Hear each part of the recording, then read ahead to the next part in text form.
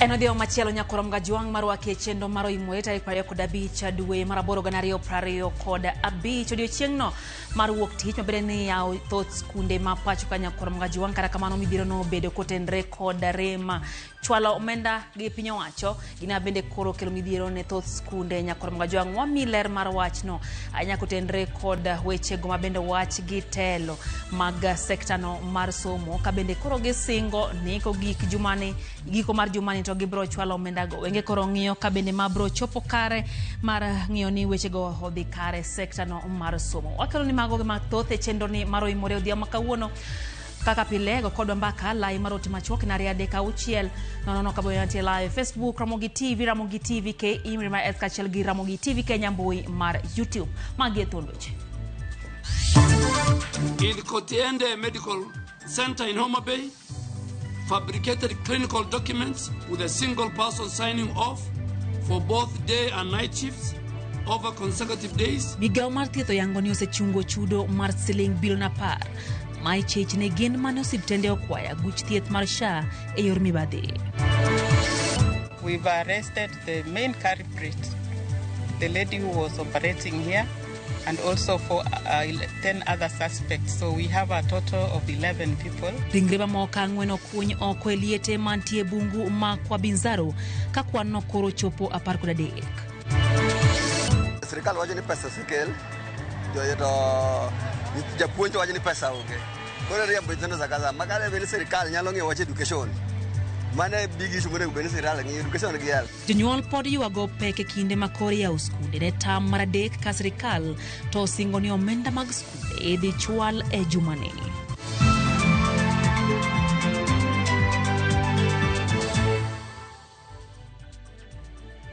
Machiegni nyakorom gajuang erokamano ahinya kuom Ramogi TV mar mi weche gi manyien wae koreyo makare wantie gi Liz Otieno ma en jaloko marwa nyinga Lydia Hokeo.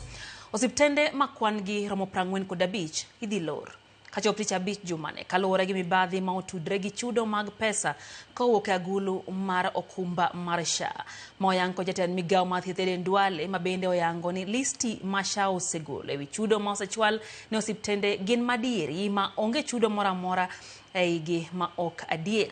Kaka yunde moni larono Duale okoni pod nitie kwayo mar chudo manengo giro mo bilion 7.6 madwe maraboro ma pod girango kamago mosewito oko en maromo bilion 10.6. Osebedo liet kowuok kuom jopiny, jochiw thieth, riwruoge mag ute thieth nyaka e mbui. Liet mane ochakore bang' listi mar chudo mar SHA ne ute thieth nyiedhore e lela. Migao mar thieth osebedo ka oling kamach bebni, mak mana ni kawuono giwuok oko mar duoko moko kuom penjo ma osebedo. Jatend migao mar thieth Eden Duale owito oko ma wachore ni ne gichulo ute thieth ma ok tiye listi mar chudo manyicha olandore e mbui. E twak ma Duale obedo go kawuono, okoni nyaka ne gidar kendo chako tiyo kod okumba mar thieth mar SHA, gisebedo ka gitemo dino rode mag kuo, kendo ni nyaka chop kawuono, kwayo mag chudo manengo giromo bilion 10.6 osewit oko. E ripod Duale, kwayo mag chudo manengo giromo bilion 7.6 pod irango poni gichopo e rang'iny mar chako chudo. We have the health facilities, their names, their bank accounts, and we can account for every shilling we have given to them. The chairman of the Social Health Authority has no relationship with the hospital called Nan. We don't want a situation where somebody will say this facility is near the border of Kenya, this facility is near the border of Tanzania. I think we should be very fair to the people of Kenya. So we have the evidence.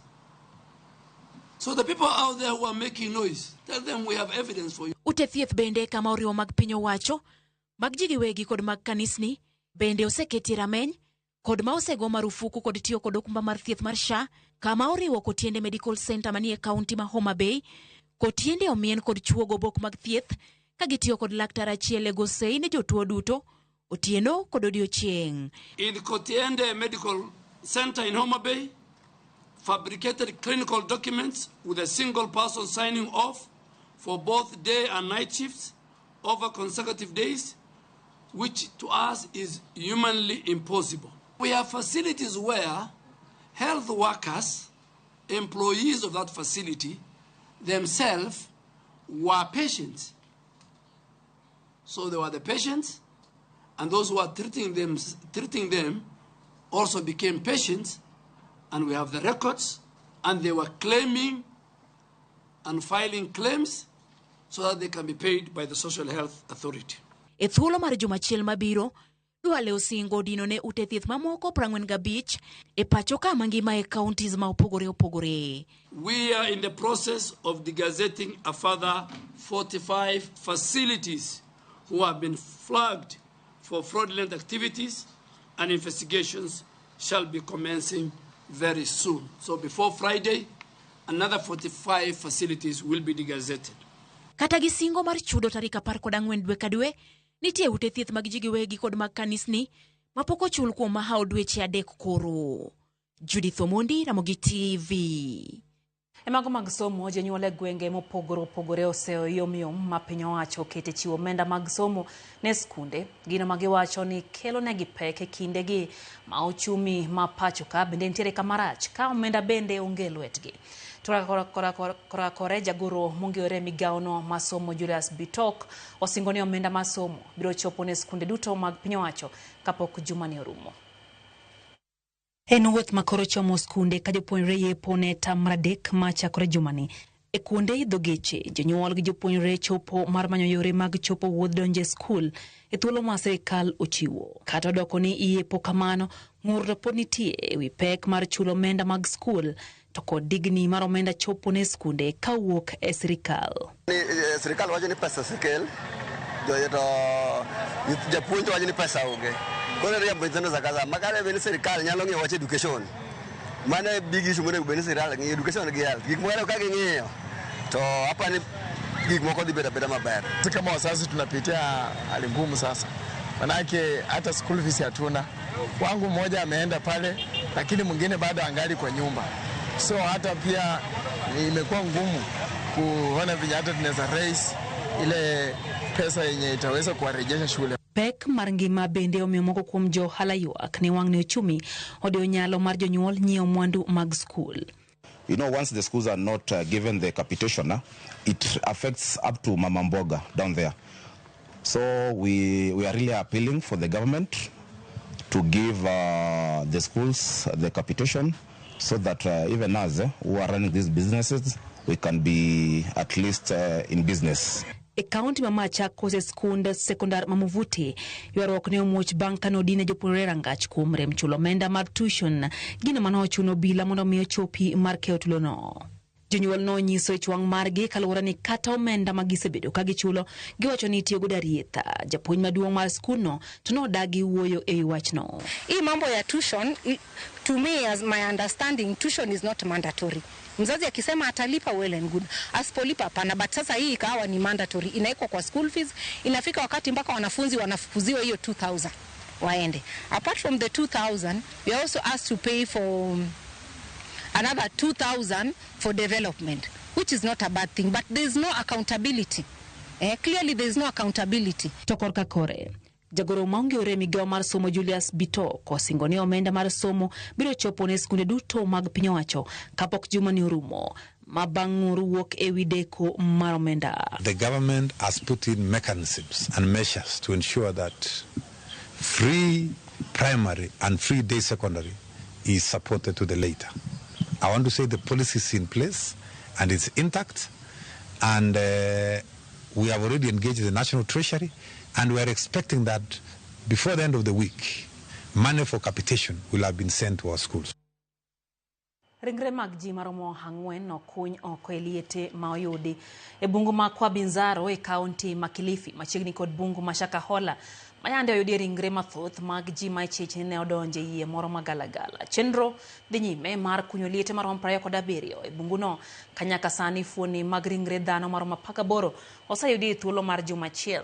Okwach kicho yango ni nonro makende mar DNA ochan tim mar fwenyo ringre mar fuonigo owuokie to kod kwan ringrego kolose bunguno. Komishona mar obila manam Chumbi Roda Nyancha wacho ni gisemako miyo moro ma en achich maduong' kod achija moko matudo kod tayo alam magalagalano. Obila okwayo anyuond ji ma oresi e dinno mondo yienegi gidog pacho kendo girwak gima onge akweda.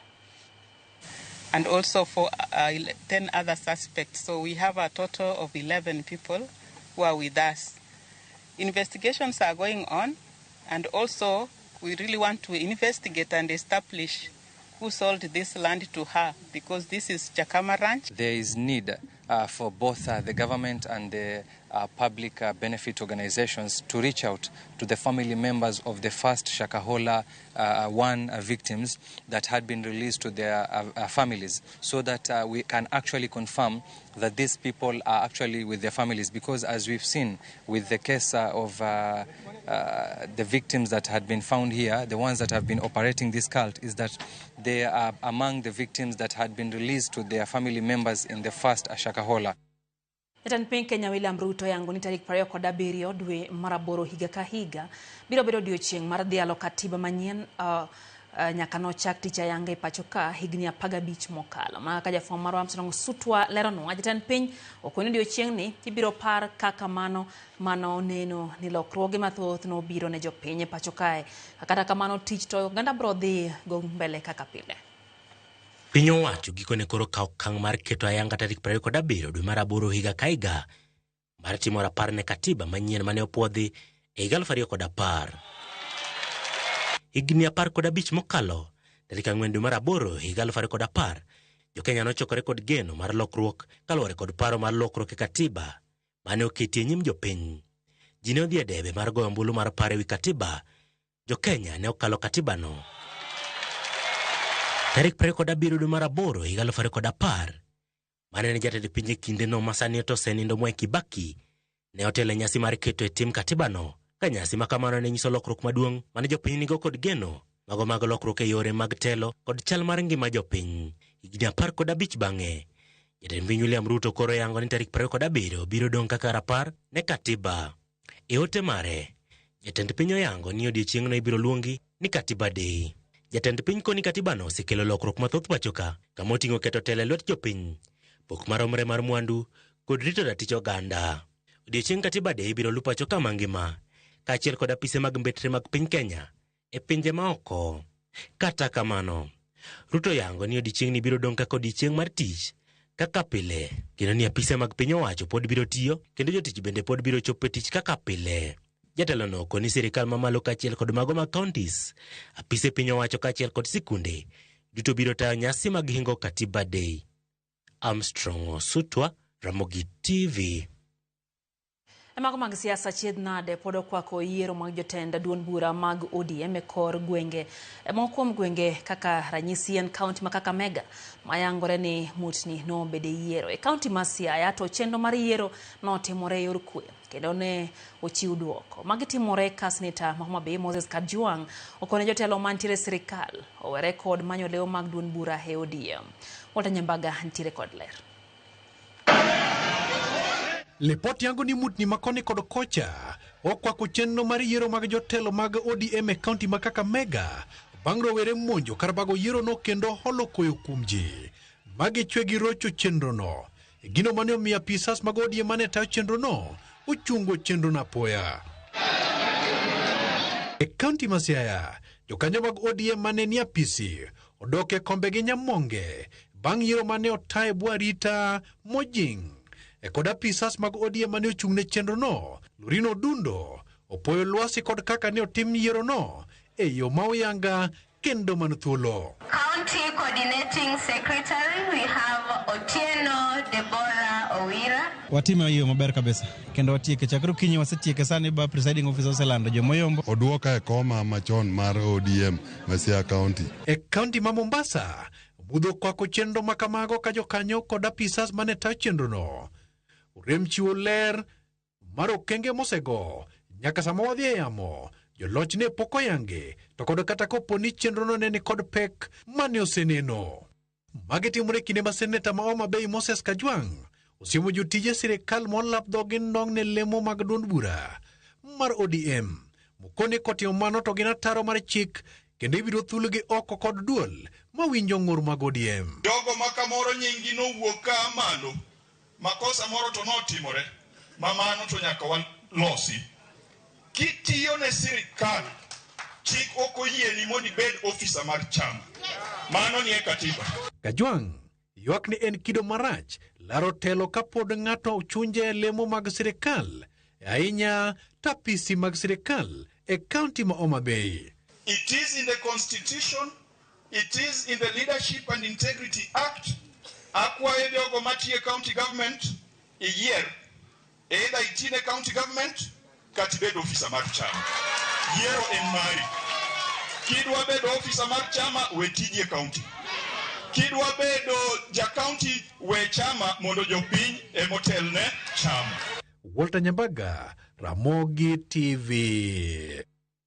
Migao mar omenda yao hayanga chenro mar loso budget ma hiko 2026 ka hayao chenro makamano e karomo mar KCC. Tan migao mar omenda John Mbadi olero kenge ma osego gi sirikal e bero chumi mar Kenya kod kenge mantiere mag bedo medo chiwo chumi no kendo jiwe obed makare. We have moved now to accrual accrual accounting basis from cash basis. From this financial year onwards, we have continued to implement zero-based budget. We have also gone to single treasury account so that we improve our cash management, and we have optimized our asset utilization through a module called Assets and Inventory Management. I want MDS to embrace PPP. Before you ask us for extra budgetary allocation, exhaust the possibilities of raising funds through PPP, especially commercially viable projects. We now have Rironi Mau Summit in the pipeline, progressing well. I am sure it will be concluded soon. That will be a major infrastructure project in this country. The other one that I would mention, and my PS visited it recently, that is Galana Kulalu, is in progress under PPP. We have a number under the energy sector, and I want to encourage all MDAs, including even county governments, come up with projects that can be funded through PPP programs. Obiano notho marjal moro moyudi ka ojuang ringre Yengdara e gwenge ma Kikuyu e kadak mamuthika ya paya ma Nairobi ma Nakuru. Joneno wacho ni ne giwinjo gwandruok to kane gichopo gineno kama osenindo ntiere kod adhonde moko machal kod mago mag pala ka ringre to ojuang mana but nyamburko mare. Tendo bila mago fuamb kich bade ma Kikuyu mondi ogola oyango tho makamano kendo lero ne gichako nonro matut gima dekel nek makamano. Ringre otere kar kano ringre ma PCA Kikuyu.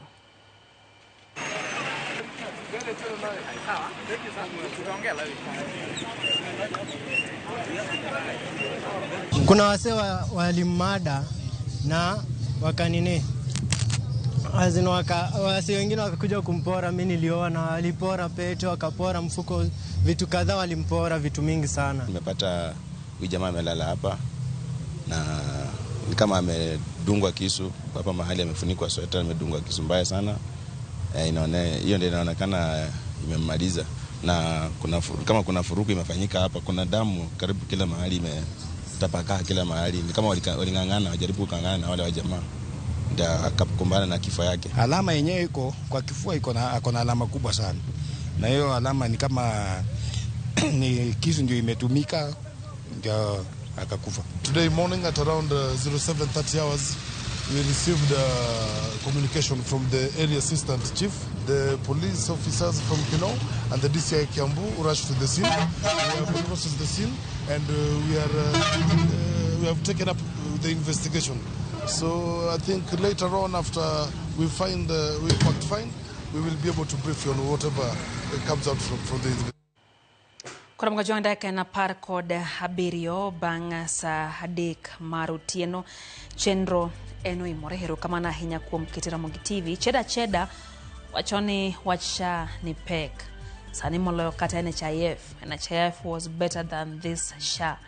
Hero kama na hinya mano pache Susan wachoni entiere kodwa e chenro kwa entie Kisumu County mora hinya gira Mogi TV. Vitalis Ochieng Ward Game Karariu to wachoni entie kodwa chendo lowe weche gi makare weche mag somo wachoni bejogo koro bago jopuonjre gi chenro ni mag somo wachoni ok dhi makare ahinya e Thurkae. Moses Ongijo Moses wacho kata ne Kenya kae pesa ng'eny malal nono wachoni en koro habol nyale okochomo hospitali odhio kausha. Haya. Shem kiongozi ntiere Kisumu janeto huku wachoni entiere kodwa yo makare ahinya. Nyakwaro Hussein bede wacho kanyoni entiere Kamsua North. Kaito wachoni hoyie gijaten migao mar thieth Eden Duale Sha ni kao kongi malongo to siptende moko nyalo koto gojo piny kabisa. Wachoni Muhoroni MP James Onyango Koyo kod Muhoroni Constituency Manager Hospital gin gode chendo ni mar oimore. Enote mar mwalimu Faith Mzomo wachoni wageno ni omenda dhi chopo mana kaka giwacho no skunde. Wachoni karo sirikal owek bedo jok matimo gik moko last minute. Skunde nolor 3 weeks ago. Karo wachoni Ministry mar Education kae onge ng'ama ne paro wach pesa mar skunde kata matin. Mane nyalo wuoye kata mane rombe magintiere magien penjo mamwalimu Faith penjore. Karo wachoni to Sha ni bende otieyo makara dier. Wachoni joma nigi Sha wachoni biro chulo pesa no monthly gimoro magidwaro ne Sha ochuli yearly oken gi makare. Wacho kanyo ni pesa no wabiro chulo monthly to ok yearly. Haya mesha kokoth aneni kasha wachoni intiere kodwe chendo kata Flozia net mar Siaya wachoni NTS Siaya town omora hinya gi Ramogi TV min Kenneth min Kewi Judith Kewi gi Kababa wachoni gintie kodwa gingayo gi min Jima gintie dalako chia gimora hinya gi Ramogi TV no bende ote mar Councilor Isdori mandhi wa county ma Homa Bay wachoni kwayo CS Mbadi oparie councillors kaka ne senators okaloe koyie wachoni councillors torumo mondo me pargie eno kanyote mar Perez Willy Kowokombek Kodera wachoni weche gichopo ne makare sirikal mondo orie pesa mondo misomo odhi mabere pacho kae mano ote mare oyo matina maino imore kekidhi mabor.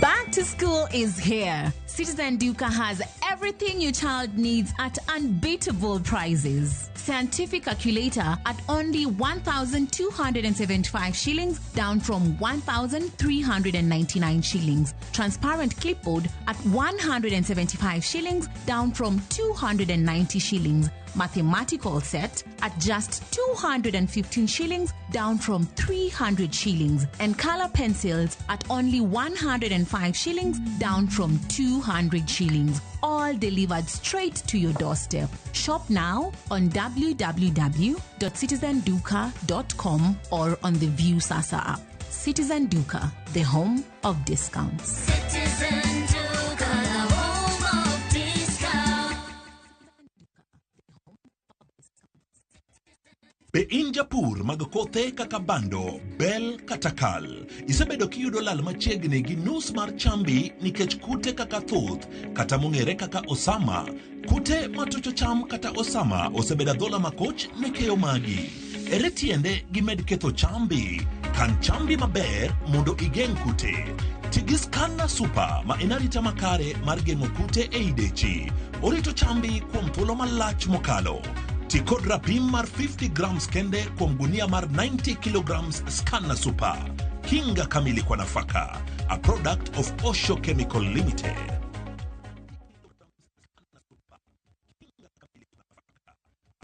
Saa zingine mambo kupata bila plan. Gas ndio imeisha, landlord akuache upumue, mtoto ni mgonjwa na bado ni mid-month. Usijibox kwa noma. Piga *531# and sort your emergencies with my Mobi Civil Servant Loan. Iwe usiku au mchana. Kama wewe ni civil servant, sasa uko sorted. Dial *531# and get up to 20,000 shillings and pay from your next payslip. No paperwork, no guarantors, no drama. Ni wewe tu na simu yako. Register now and see your limit in seconds. Built for Kenyan civil servants. My Mobi. Iko sorted.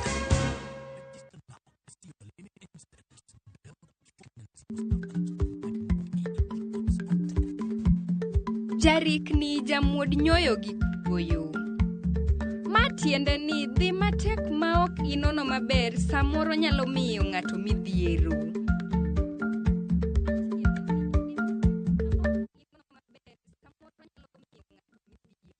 Introducing Wigo, your trusted ride. The ride with the most reliable, verified, efficient and transparent drivers. With fabulous cashback incentives for passengers, each trip on Wigo feels like an upgrade. Download Wigo from Play Store or App Store or SMS Wigo to 20425 and ride with confidence. Wigo, let's go.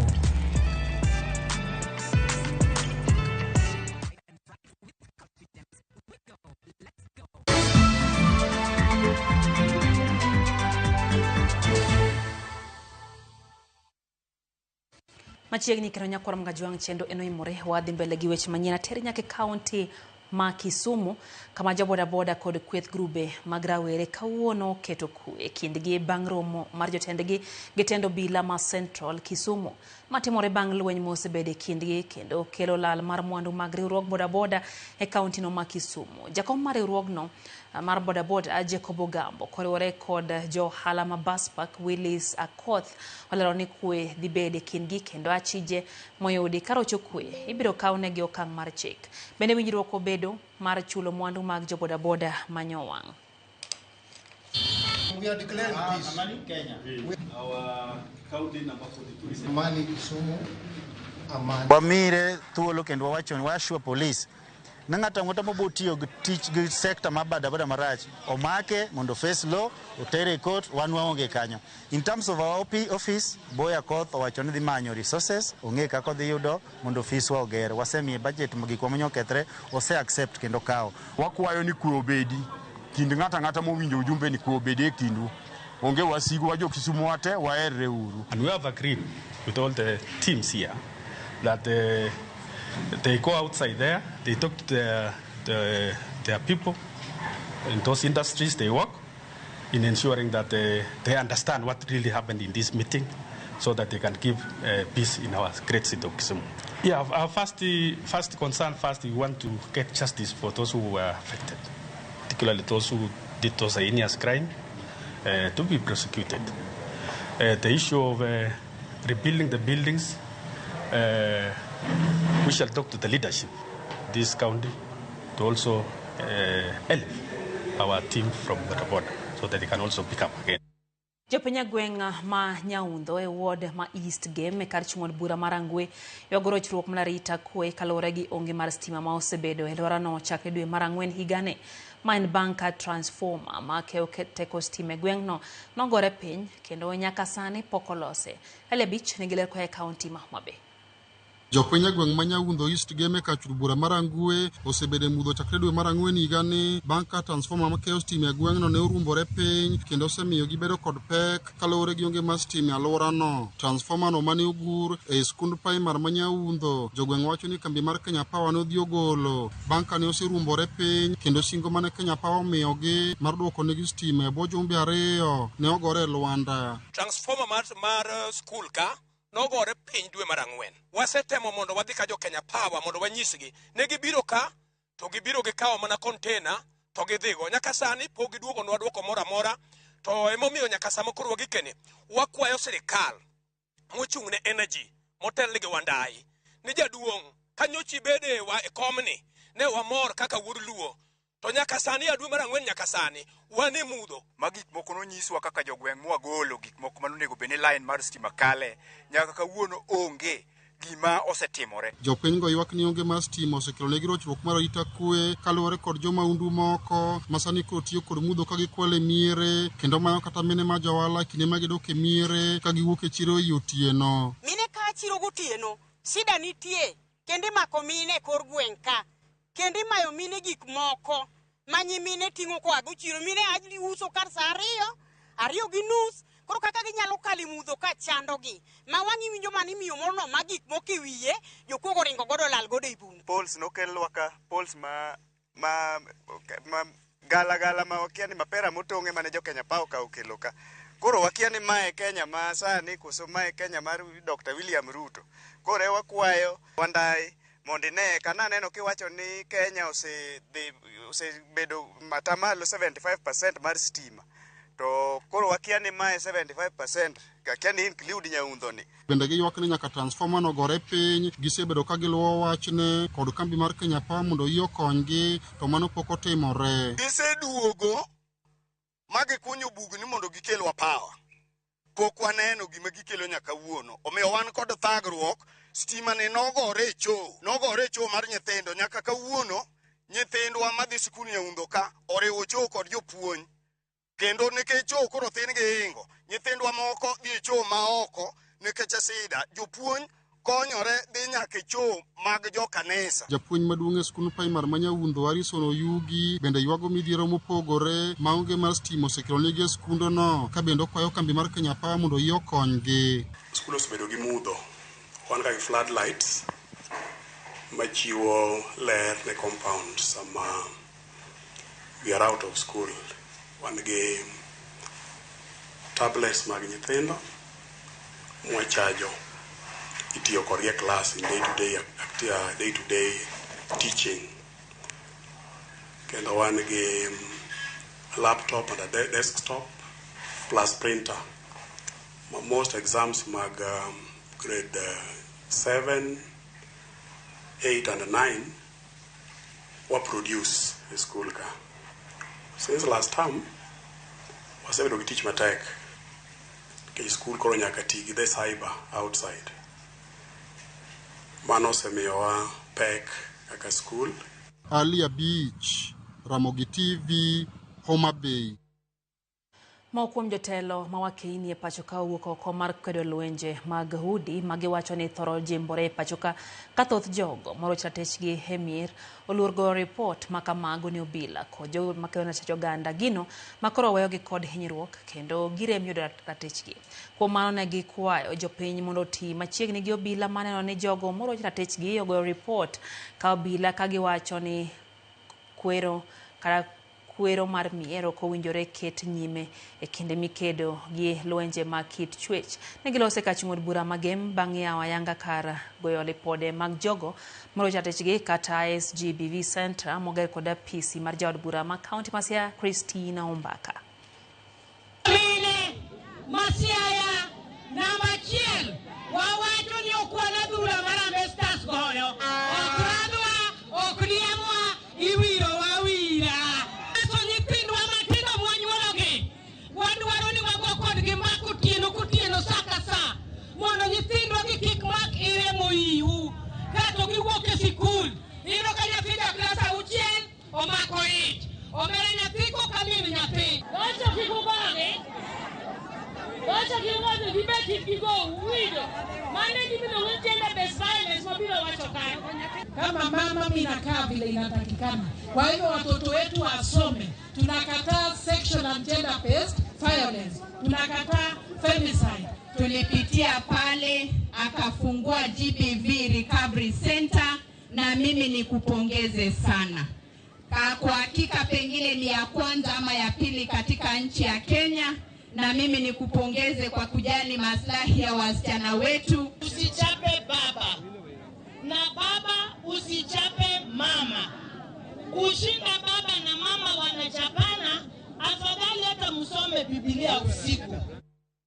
Alam maraparno bagi ne jauchiel manowito ngimagi masira makoch mande kambi thieth mar Amref masira manotimo e kabiro dueni e kadak ma Mwihoko e kaunti ma Kiambu. Jatelo manoyore nyasino kamotingo jatelo maduong' mar Amref pachoka Stephen Gitai jagor mongiore mochungne wuodhe kod Lwasi Teresia Mbaika e kinde mamoko nochiwo ote margi malit kod kuyo ne anyuola jogo kagiwacho ni pod gibiro medo chiwo ne gisir maginyalo kagimedo ni nonro dhi nyime mar yango gima dine kel masira makamano.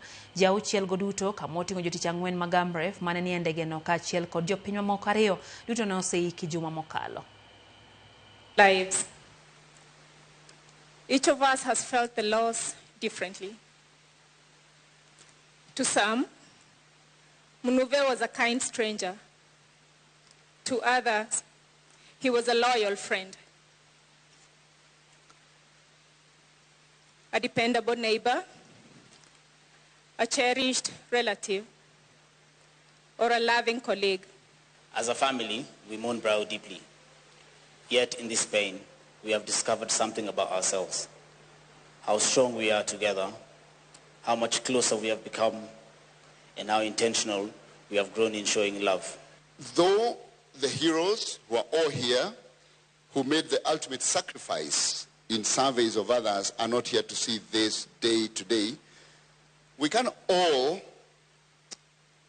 the families especially, their mothers, their fathers, their children, and those grandchildren and others who will come after, know that we are very, very proud of them. Out of all God's gifts, the gift of life is the greatest, okay? So we have to celebrate the time they were here with us. Piny owacho ma kaunti ya Migori dhi nyime kod bago tuke mag nyiso oganda kitgi kod timbegi motelo ne romo mong'ere kaka Piny Luo Festival ma idhi bagi e kaunti ya Migori giko higani. Jafwambo mar George Juma nigi ler koa e kaunti ma Migori. Maotero mar nyiso oganda kiko timbe mag oganda Luo maotis kaka Piny Luo Festival ma ichano time giko mar higani e kaunti ma Migori. Tend kaunti ma Migori dhi nyime kod bago nyasi mar oganda kidhi kod timbegi mag ogeni mopogore opogore e kaunti ni.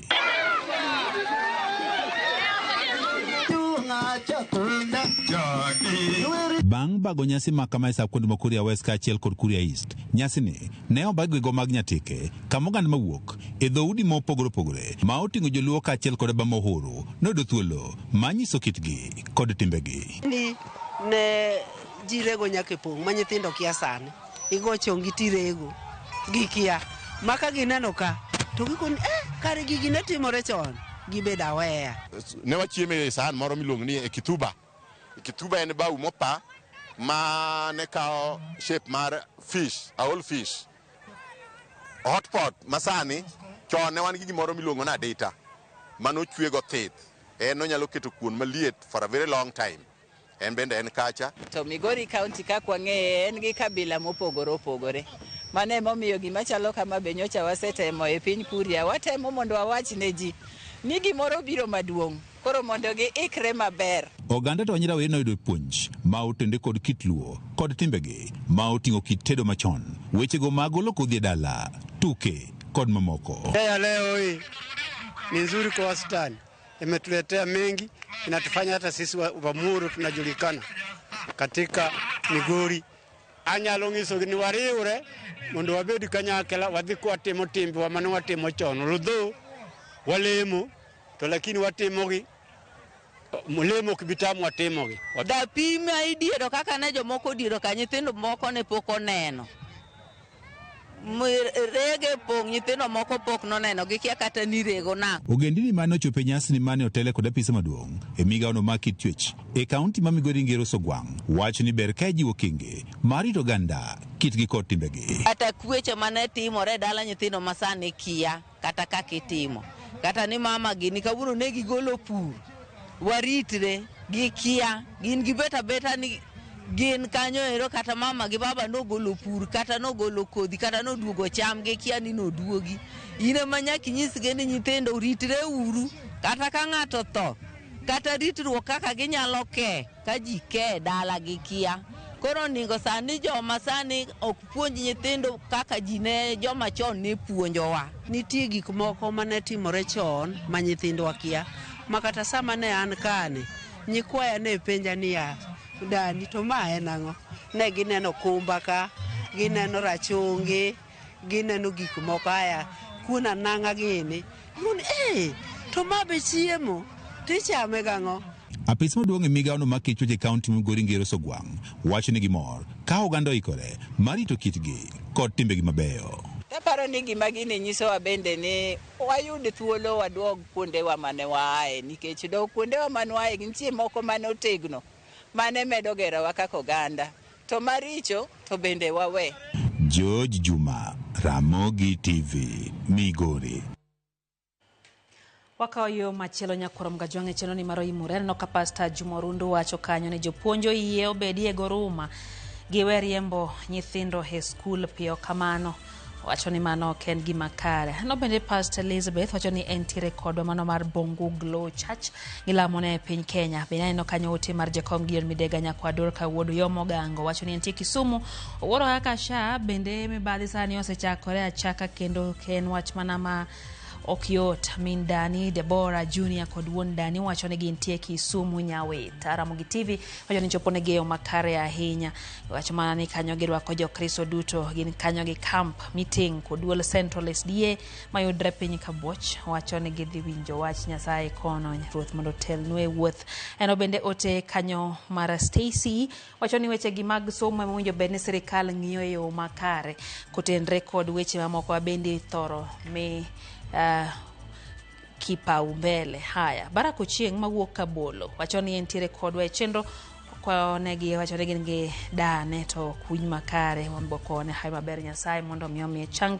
Erika Woche wacho ni Ramogi TV chopo ne Kayole kaito wacho ni entiere kodwa e chenro e yo makare joka Buoch Karadingo Gadi gin kanyo giduto gintiere kodwa e chenro ni odhiambo makawuono Nyakorom Gajwang. Beno kanyo ote mar James wacho ni weche gichopo ne makare nyego yongo mag Nyakach mora ahinya gi Ramogi TV. Felix Ochieng wacho ni en bende entiere kodwa e chenro ni odhiambo makawuono wechego mag SHA gi capitation mag skul mwacho no winjo bed ni sirikal ne mondo mi piny odhi makare utani weche mag somo kaachiel kod wechego mag thieth e machiegni gi oganda.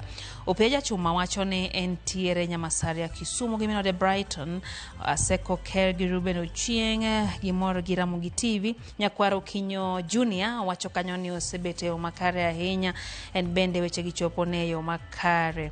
Mesha Kokoth wacho ni entie seme kato Jamta Wuda Wasi wacho ni embe entie Wasi Boda Beno Vincent Kajomo Kache. Engineer Lazaro Kanyambok ntire kod wacho ni mondo dongruok ochopie grassroots magi timbe manyaka wawerego kaka jo Kanyanam kik wabed joma nigi negative politics ate mga dongruok wapingo kik waluor kaw loan kendo kik wamed Haya, cheda erokaona hinya kwa mwote marishe kiongozi ananika chain bende karo Jack Nyakwara Sur Kagweno wacho ni entiere dalaja duong' Peter Kotha Sur live honeno weche geo makare eno bende kanyo Jona Piri gi Janet Ouko maga school wacho ni weche mag school tech manade ujo serikal ong'iye mondo nyithindo bed ka somo yo makare wadugo Nyakorom Gajwang gi mago mag chuke kidhi mabor.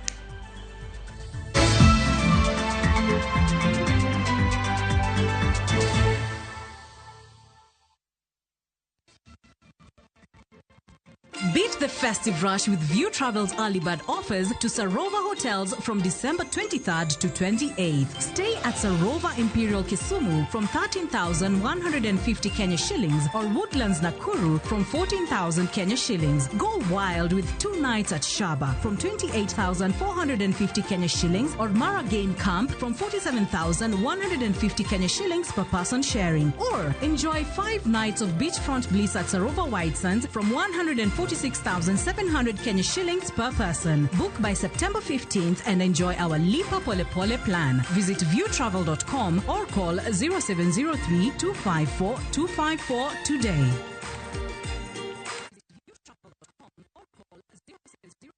Your mother's love is with you wherever you go.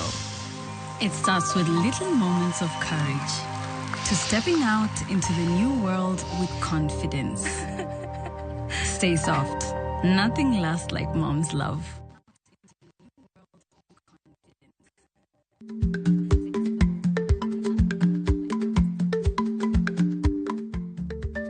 Dhako muol kadonjo, matiende ni, bedo ni ng'ato ling' e kinde ma owendo, ok ofulo ni omuol. Samoro en kod kido mamoko.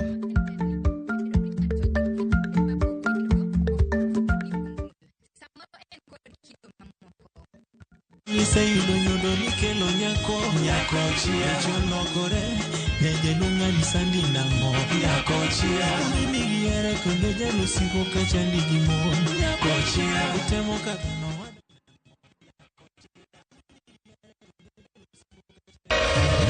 Ramogi. Regulation okodhi through gimiluongo ni public participation.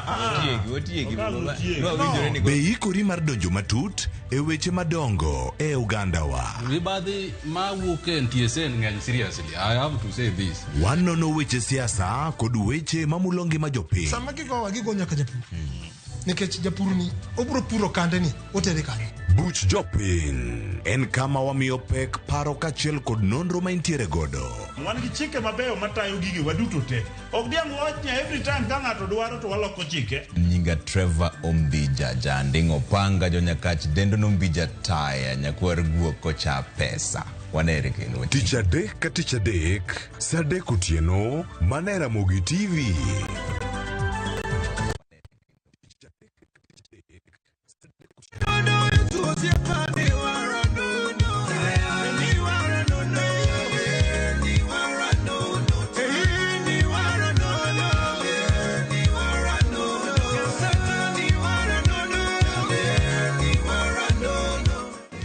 Unaweza kupata wimbo wangu wa Ni Wala Nono kama sikiza chini yako.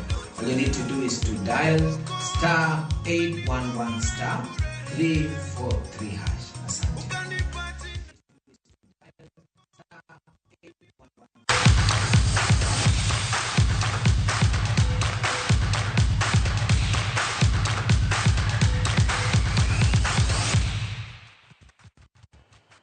Machiegni kero nyakwar Mgajwang' wang'iyo mago mag tuke kama kocha mar Gor Mahia kaachiel gi tend club no nobedo gi romo mokwongo e kindgi gi jotukgi mane tugo tuke mag CHAN. Ne en romo manomiyo jotugo thuolo matwak gi kocha manyien kendo miyo gi chenro motelo ne chakruok season manyien mana kaka jafom marwa James Opondo japicha lero Kogalo biro bedo gi tuko osiep e piny mar Tanzania dwe manyien kapok gitugo tukgi mokwongo mar lig gi club mar Bidgo tarik 21 dwe mar 9. Gi oko e tuke mag CHAN, jotugo mag Harambee Stars ma bende tugo ne klab mar Gor Mahia no bedo gi romo gi kocha Charles Akonor, romo ma bende ne oyuorie gi jagoro mar Gor Mahia kaachiel gi jalup jakom. Michael Kibwage, Lewis Bandi, Siraj Mohamed, Felix Oluoch gin moko kuom jotugo mane obedo e romo no. So far nimecheza ball, nimekuwa teams kadhaa na pia ukiangalia former team pia tulikuwa na ambitions za kushinda ligi na so forth. So na feel kukuja Gor pia imekuwa ni another step because na feel pia nilikuwa na need a new environment. Na new environment pia in terms of kupata pia team pia the same caliber ama hata zaidi kidogo. It's a big move for me. Nilikuwa natarajia cause nimewakaa hizo miaka zote nadhani nimekuwa Bandari. Na it's the right time I think kumekio move. Hopefully itanisaidia kwa career yangu. Klab mar Gor Mahia osebedo ka timo orako margi e bwo kocha manyien kuom jumbe adek nyaka sani. En orako mapok onywando jotugo mane nitiere tim mar Harambee Stars ka kocha Akonor lero ni omiyo jotugo go yweyo mar juma achiel kapok giriwore gi jotugo mamoko e timo ikruok ne season manyien. We have now 10 players in the national team and of course if they join us at the right time it will be very, very good for us. Of course, we are in the prison process. We're doing a lot, and that we want them to come as early as possible. But of course, we are aware there is another national assignment, and so we want to see who will be out, who will be in, and then we'll take it from there. Kanomedo wuoyo, kocha Akonor olero ni pod gine chiro mar manyo jotugo mamoko kata odoko ni klab no osenyieo jotugo masulwe kowuok e klepe mamoko ma biro gi tuke mathoth season manyien ka geno margi en medo jobak kaachiel gi joloyo ka en e twak kinde ka kinde gi tend klab no. We are quite certain for what we have now, especially we were short of defenders, center backs and stuff, and that is our major problem now. But we are okay. We know that after everything, they will get back to us. They will go to the national assignment, and at that time we will also prepare for this short period of time where we will go to Tanzania and stuff. Our worry is how to get the rest, especially in the center back area. Tokuok gi lwetgi nono season mokalo, klab mar Gor Mahia nigi ting' mar kawo kombe season manyien. Michael Kibwage lero ni donje klab maduong' kaka Gor Mahia biro mana miyo gi mijing'o mar loyo kombe. Nafikiri experience tumepata kwa hizi games za CHAN, ukiangalia timu yetu ya Gor Mahia tuko na wachezaji wengi wenye walikuwa kwa national team, so hiyo experience tumepata huko, hopefully tutainstill kwa team tusaidie team. Unajua sometimes ukikaa mahali sana hata comfort unaanza kuwa comfort zone sasa. Basi sasa nafili pressure ya mafans itanisukuma zaidi. Pia sasa hii nataka pia ku maintain status yangu hapo national team. Na ukiangalia national team pia fan base bado iko juu. So ukiendelea pia kwa ligi unacheza na ball ya pressure hivyo ya fans, inamaanisha utakuwa na more experience na utazoea haraka. So hata kikuja kwa international stage utakuwa tuko sawa. Motelo ne season manyien, Gor Mahia biro dhi e piny mar Tanzania dwe manyien kama ogwel gi tuke mag osiep. Kogalo biro rakore gi klab mar Bidco tarik 21 dwe manyien tukgi mokwongo mar lig kapok gitugo gi klab mar Sofapaka tarik 27 dwe no. James Opondo, Ramogi TV, Nairobi.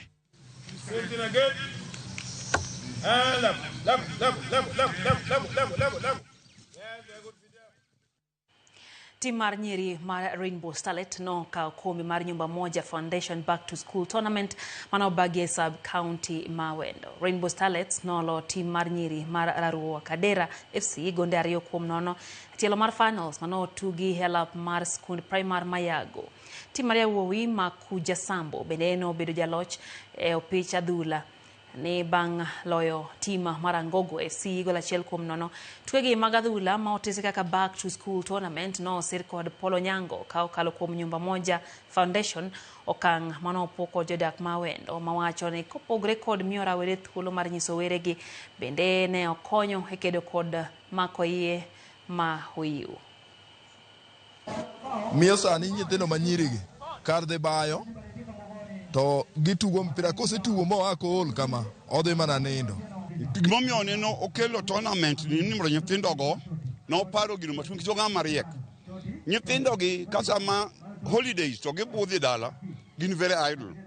Magidonje gi involve themselves e yore moko maricho, especially girls. To wako benditi jotendwa kagi golonwa tournament to ging'iye kamora mora ok football kende. Wan gi netball chuo go netball mana ka nyiri, wan gi netball nyiri, wan nyaka gi volleyball. Koro gigolnwa gite mondo ng'ato samoro ok obere football to bere volleyball. Chuma gima oriwo vijende, okelo vijende kanyakla, okelo nyiri be kanyakla. Sama gini timore kama wayudo ka gik moko madenga to dhi anjao, gik moko maricho richo, koro miyo jogi oriw kanyakla kendo mpira gore maber. To wadwa kwayo ni losnwa urupe mondo gibede level moro makata ka jatugo tuge to at least en jatugo ma okonyal hinyruok koro bedo matin. Tielo mar nus finals tuke mag chan biro bedo maliet. Tuke ma ochan odiochieng' makiny e pewe ma Benjamin Mkapa piny ma Tanzania kachiel gi mano ma Nelson Mandela piny mar Uganda. Joloch mokalo Senegal biro rakore gi joloch nyadiriyo tuke gi Morocco e kinde ma Madagascar mane othicho ko tim mar Harambee Stars biro tugo gi tim mar Sudan. Tielo mar nus finals biro bedo maonge jobag tuke gi Kenya, Tanzania kachiel gi Uganda bang' golgi kata odoko nene gin gi johera mathoth. Finals biro bagi tarik 30 dwe ni helap ma Moi Stadium Kasarani. Fires it off the bench.